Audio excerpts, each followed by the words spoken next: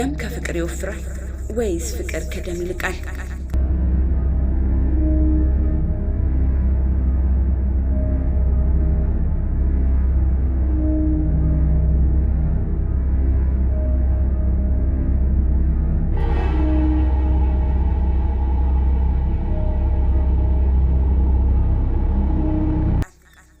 አቶ ተሾመ አበበ ነዋሪነታቸው በእንሳሮ ዋዩ ወረዳ ነው።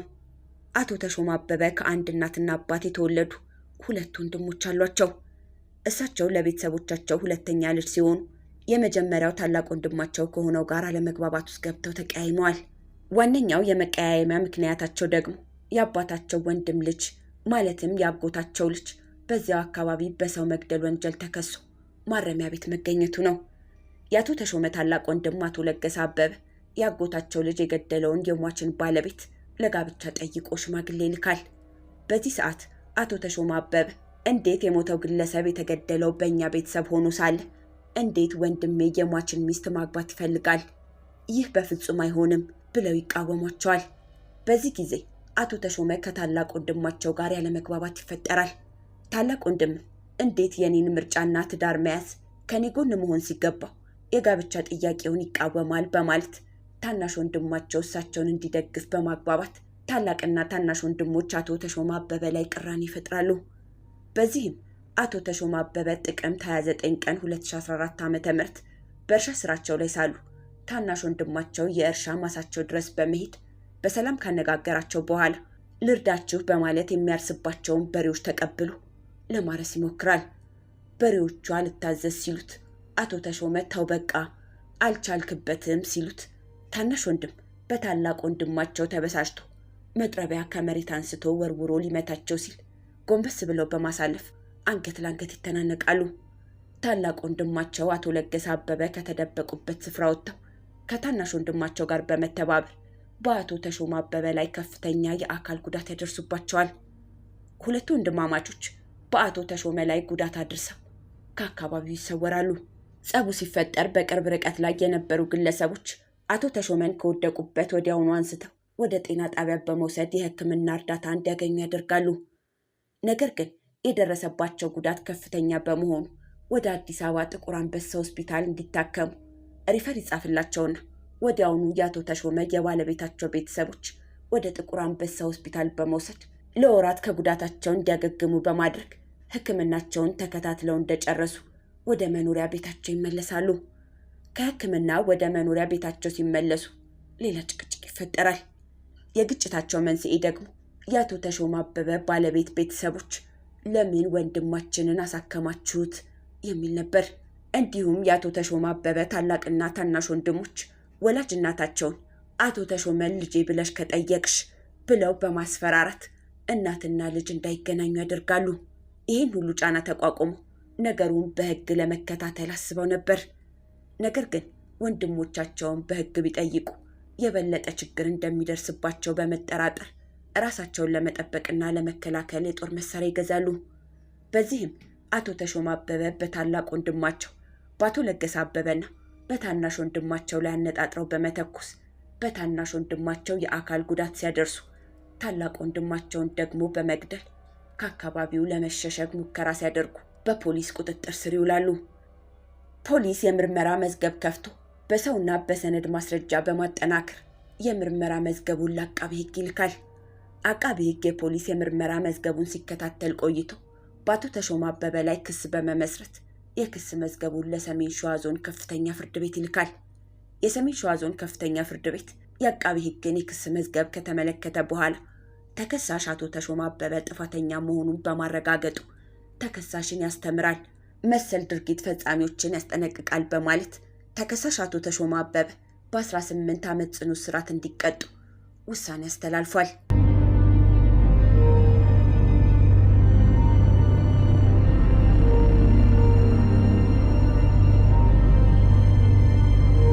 የኔ ልጅ አይደለችም።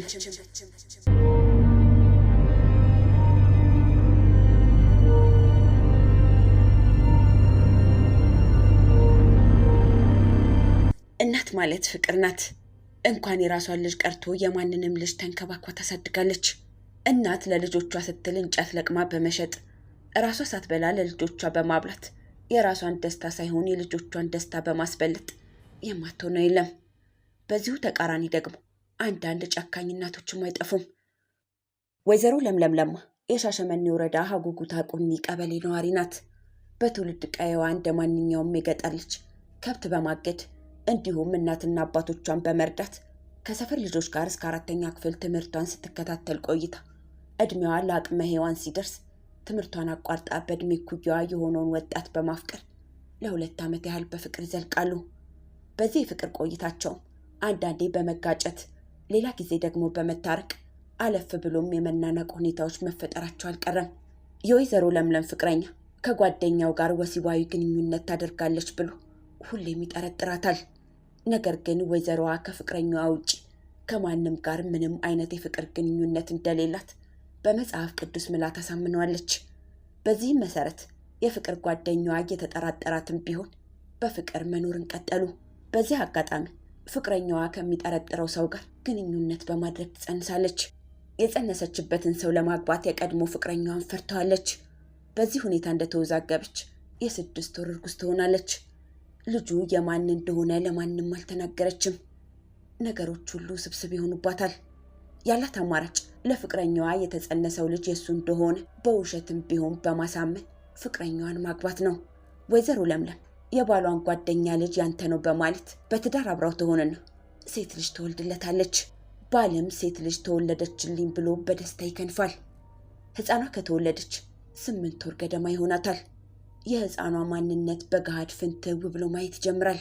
ባል የኔ ልጅ ናት ወይም አይደለችም ለማለት ራሱንና የሕፃኗን መልክ ሌት ተቀን መመልከት ይጀምራል። ነገር ግን የኔ ልጅ አይደለችም ለማለት ቤተሰቡ ያወግዙታል። ብሎም የአካባቢው ማህበረሰብ መቀለጃ እንዳይሆን ብሎ አንጀቱ እየተቃጠለ ዝምታውን ይመርጣል። ከወይዘሮ ለምለም ጋርም ቢሆን ቀን በቀን ይጣላሉ፣ ይታረቃሉ። ነገር ግን ሕፃኗ የእሱ እንዳልሆነች ለመናገር እጅግ በጣም አፍሯል። ሰው ከሰማ ይባስ ውርደት ስለመሰለው ለሚስቱ ሳይነግራት የሕፃኗ ዕድሜ 2 ዓመት ይሆናል። የሕፃኗ መልክ በምንም ሁኔታ ከሱ ጋር ካለመመሳሰሉ ባለፈ የሰፈሩ ሰው ይህች ሕፃን ገሌን ትመስላለች በማለት እያሽሟጠጡ መናገራቸውን ይቀጥላሉ። ወይዘሮ ለምለም አላፊ አግዳሚ ሁሉ የሚሳለቀውን ከምንም አልቆጠረችውም። የልጇን አባት ከራሷ ውጪ ማንም እንደማያውቅ ስለምታውቅ ለሰፈሩ አሽሙረኞች ቦታ የላትም። ባል በበኩሉ እየተወራ ያለው ነገር እጅግ በጣም ጆሮውን ስላደማ ነገሩን በቀላል ማለፍ አልቻለም። ስለሆነም ወይዘሮ ለምለምን ከዚህ በኋላ ሕፃኗን ለአባቷ እንድትሰጪ በማለት እልህ በተናነቀው ስሜት ይናገራታል። ወይዘሮ ለምለም ልጅቷ ያንተ እኮ ናት በማለት ለማስተባበል ትሞክራለች። የሕፃኗ መልክ ሀገር ያወቀው ፀሐይ የሞቀው ሆኗል። ሚስት የምትናገረው ማስተባበያ ያልተዋጠለት ባል ከቤቱ ጭልኝ በማለት ወይዘሮ ለምለምን ከነ ልጇ ከቤት ያባረራታል። እናት ከልጇ ጋር በመሆን ወደ እናቷ ቤት በመሄድ ቁጭ ብላ ሀሳቧን እያወጣች እያወረደች ለብቻዋ በሀሳብ እየኳተነች መዋል ከጀመረች ሳምንታት ያልፋሉ። ልጇን ይዛ የትም መሄጃ እንደሌላት በውስጧ ብቸኝነት ይሰማት ጀመረ። የሕፃኗ ትክክለኛ አባት የሆነው ግለሰብ ሚስት አግብቶ ልጅ ወልዶ እየኖረ ነው። ነገሮች ሁሉ እጅግ በጣም ተወዛገቡ። የቀድሞ ባለቤቷ የትም ተሯሩጦ ለወጪ ይሰጣት የነበረውን አሁን ማን ይስጣት? ሁሉም የማህበረሰብ ክፍል ለምን የልጅቱን አባት አታገቢም በማለት አስተያየት በዛባት። ነገሩን ለማን ትናገር? ማን ይስማት? የባከነውን የወጣትነት ዕድሜዋን እየረገመች በንዴት አእምሮዋን ወቀሰችው።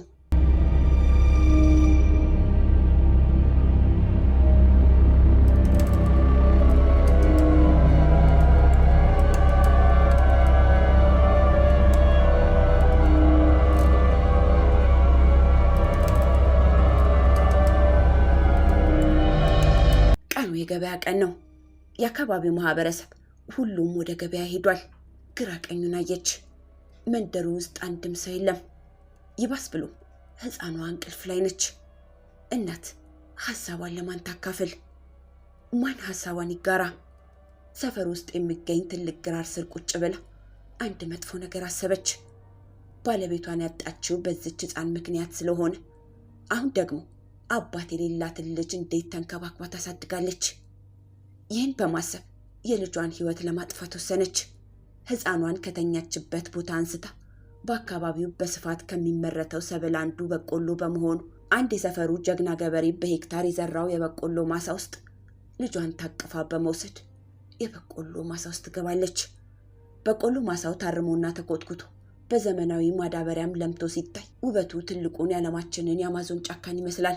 የወይዘሮ ለምለም ሰይጣናዊ ሐሳብ እጅግ በጣም ምቹ ሁኔታ ስለፈጠረላት ሕፃኗን የበቆሎ ማሳ ውስጥ ይዛት በመግባት ሰዎች በቀላሉ ሊያዩት በማይችሉበት ርቀት ላይ በመሆን ለብሳው የነበረውን ሹራብ ወዲያውኑ በማውለቅ በ2 ዓመቷ ሕፃን አንገት ላይ በማሳረፍ የአብራኳ ክፋይ የሆነችውን ልጇን ጭካኔ በተሞላበት ሁኔታ በኃይል አንቃ ትገድላታለች። ሕፃኗ ከሞተች በኋላ ተነስታ የምትመጣ የመሰላት ወይዘሮ ለምለም በድጋሚ ሕፃኗ የሞተችበት ስፍራ ተመልሳ ካየቻት በኋላ ሕፃኒቷ ነፍሷ ሲወጣ ከግራ ወደ ቀኝ የተፈራገጠችበትን ቦታ ከተመለከተች በኋላ በድጋሚ ትነሳ ይሆን ወይ በማለት የሕፃኗን አንጀት ጭካኔ በተሞላበት ሁኔታ ረገጠቻት። ነገር ግን ምንም አይነት እንቅስቃሴ ሕፃኗ አላሳየችም። በዚህም ምክንያት የልጇን መሞት ካረጋገጠች በኋላ ዘመዶቿ ወዳሉበት ሩቅ ቦታ በመሄድ ቁጭ ትላለች።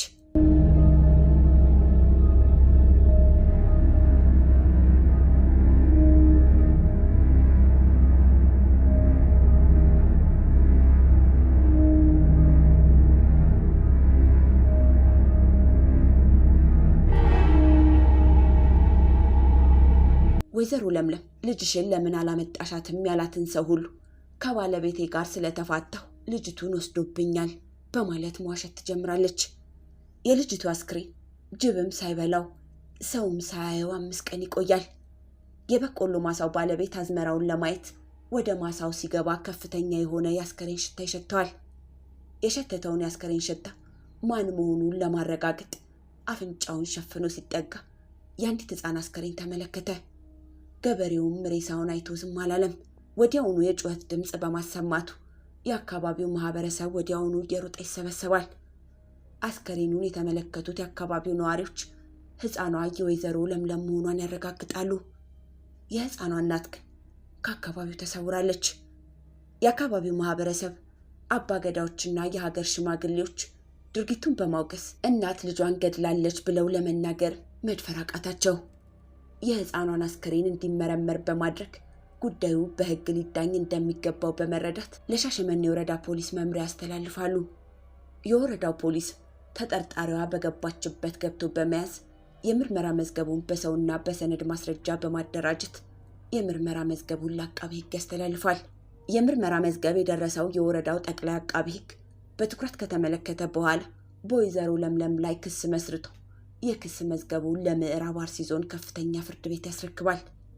የምዕራብ አርሲ ዞን ከፍተኛ ፍርድ ቤት ከአቃቢ ሕግ የደረሰውን የክስ መዝገብ ሲከታተል ቆይቶ ተከሳሽ ወይዘሮ ለምለም ለማ በ1996 ዓ.ም የወጣውን የኢፌድሪ የወንጀል ሕግ አንቀጽ 540 ስር የተደነገገውን መተላለፏን በማረጋገጥ ተከሳሽን ያስተምራል፣ ሌሎች መሰል ድርጊት ፈጻሚዎችን ያስጠነቅቃል በማለት ሰኔ 2 ቀን 2014 ዓ.ም በዋለው ችሎት ፍርድ ቤቱ የችሎት የግራ ቀኙን ክርክር ካደመጠ በኋላ ተከሳሽ ወይዘሮ ለምለም በ11 ዓመት ጽኑ እስራት እንድትቀጣ ውሳኔ አስተላልፏል።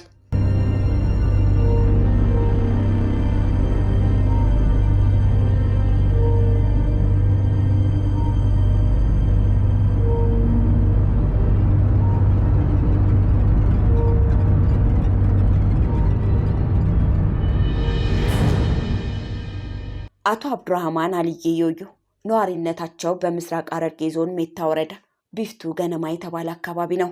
በዚህ አካባቢ ተወልደው አድገው እዛው አካባቢ ትዳር መስርተው ልጅ አፍርተዋል። የመጀመሪያ ሴት ልጃቸው ሲካኔ አብዱራህማን ስትሆን አባቷ ለብቻዋ ያሳድጓት ነበር። አባት ልጃቸውን ለብቻዋ ያሳደጉበት ምክንያት ወላጅ እናቷ ቤተሰብን ለመርዳትና ለመደገፍ ወደ አረብ ሀገር በመሄዷ ነበር። እናቷ ወደ ስደት ስትሄድ ወጣት ሲካኔ የ7 ዓመት ታዳጊ ነበረች። ልጅ ሲካኔ እድሜዋ ለአቅመ ሔዋን ሲደርስ ከአባቷ ጋር የነበራት ግንኙነት እንደ ልጅነቷ አልሆነም። ከቀን ወደ ቀን ባለመግባባት የታጀበ ሆነ። ዋነኛው የአባትና የልጅ አለመግባባት መንስኤ በአካልና በቁመት እያደገች መምጣቷ ቁጥጥር የሚያስፈልጋት ወቅት ሆነና አባት ስትወጣ ስትገባ ቁጥጥርና ክትትል ማድረጋቸው ነው። ልጅ ሲካኔ የአባቷ ክትትልና ቁጥጥር ቢበዛባትም አባቷ ወደ ስራ ሲሄዱ እሷም ተከትላ የማይወዱትና የማይፈልጉት ቦታ በድብቅ እየዋለች ወደ ቤት ትመጣለች። አባት ይህንን መረጃ ሰምተው ተደጋጋሚ ቅጣት አስቀምጠውባታል። ልጅ ሲካኔ ግን ከአባቷ እየተደበቀች አባትም ወጣ ሲሉ ተከትላ በመውጣት እሳቸው የማይወዱትና የማይፈልጉት አካባቢ በድብቅ ውላ መግባቷን ትቀጥላለች። ሰኔ 3 ቀን 2016 ዓ.ም ከምሽቱ 1 ሰዓት ላይ ልጅ ሲካኔ የተለመደው ቦታ ውላ ወደ ቤት ስትመለስ አባት አቶ አብዱራህማን ቀድመው ገብተው ቤት ጠብቀዋት ነበር። ልጅ ሲካኔ አባቷ እንዳያዋት ተደብቃ በሩን ከፍታ ስትገባ አባት በንዴት ጠርተው 2 እጆቿን በማሰር በኤሌክትሪክ ገመድ ደጋግሞ በመምታት ከፍተኛ ጉዳት ያደርሱባታል። ልጅ ሲካኔ በደረሰባት ከፍተኛ ድብደባ ክፉኛ ተጎድታ ነበር። በዚህም በዛው ምሽት ህይወቷ ያልፋል። የልጅ ሲካኔ ህይወቷ ማለፉን ተከትሎ አባት አቶ አብዱራህማን አልዬ የመደናገጥና የመረበሽ ስሜት ተሰምቷቸው የልጃቸውን አስከሬን በጓሮ ውስጥ ያለ የእርሻ መሬት ውስጥ ቆፍረው ይቀብሩታል። አስከሬኑ መቀበሩ እንዳይታወቅባቸው መቃብሩ ላይ ጫት በመትከል ልጃቸው እንደጠፋች በማስመሰል በአካባቢው ላይ ማፈላለግ ይጀምራሉ። ልጅ ሲካኔ የምትውልበትን ስፍራ የሚያውቁ የአካባቢው ነዋሪዎች ምናልባት ከአንዱ ጋር ወደ ሌላ አካባቢ ሄዳ ይሆናል በማለት ጉዳዩን ከአቶ አብዱራህማን ጋር በመሆን ለፖሊስ ጥቆማ ይሰጣሉ። ፖሊስም ልጅ ሲካኔ የአባቷን ትዕዛዝ ባለማክበር ሁሌም ከአባቷ ጋር ትጨቃጨቅ እንደነበር አንዳንድ የአካባቢው ነዋሪዎች ጥቆማ በመስጠት በዚህም ፖሊስ በመጀመሪያ ተጠርጣሪነት አባትን በቁጥጥር ስር በማዋል ምርመራውን ይጀምራል። በዚህም አባትየው ስለ ጉዳዩ ምንም ፍንጭ ባለመስጠታቸው ፖሊስ የተጠርጣሪው ግለሰብ መኖሪያ ቤት ላይ ፍተሻ ማድረግ ይጀምራል። በዚህም ሰኔ 14 ቀን 2016 ዓ.ም ልጅ ሲካኔ በሞተች 4ኛ ቀኗ አባትየው ቤት በተደረገ ፍተሻ ከጓሮ በበቆሎ እርሻ ውስጥ ፖሊስ ፍተሻ በሚያደርግበት ጊዜ አዲስ የተቆፈረ አፈርና ጫት የተተከለበት መሬት ያገኛሉ። ፖሊስ የተተከለበት መሬትን ሲመለከት በዝምታ አላለፈም። ይህ የተጠራጠረውን ስፍራ ሲፈትሽ ትኩስ የሰው አስክሬን ያገኛሉ። ፖሊስም የተገኘውን አስክሬን በክብር በማንሳት ወጣት ሲካኔ መሆኗን ያረጋግጣል። አባትም ይህኔ ድብቅ ድርጊታቸው ከተጋለጠ በኋላ በልጃቸውና በእርሳቸው መካከል የነበረውን ግጭት በማስተዋል በንዴት ልጃቸውን ለመቅጣት ብለው ያደረጉት ነገር መጨረሻው የልጃቸውን ሕይወት ማጥፋት መቻሉን ተናግረዋል። ፖሊስም የምርመራ ሂደቱ የሟችን አስከሬን ወደ ሆስፒታል በመላክ የተለያዩ ማስረጃዎችን በማሰባሰብ የምርመራ መዝገቡን ለአቃቤ ሕግ ያስተላልፋል። አቃቤ ሕግም ከፖሊስ የደረሰውን የምርመራ መዝገብ ተመልክቶ ጥቅምት 29 ቀን 2017 ዓ.ም ክስ በመመስረት የክስ መዝገቡን ለፍርድ ቤት ይልካል። የምስራቅ ሐረርጌ ዞን ከፍተኛ ፍርድ ቤት በበኩሉ በአቃቤ ሕግ የደረሰውን የክስ መዝገብ ሲከታተል ቆይቶ ተከሳሽ አብዱራህማን አልዬ ዮዮ ጥፋተኛ መሆኑን በማረጋገጥ ፍርድ ቤቱ በተከሳሽ አብዱራህማን ላይ በ20 ዓመት ጽኑ እስራት እንዲቀጣ ውሳኔ አስተላልፏል።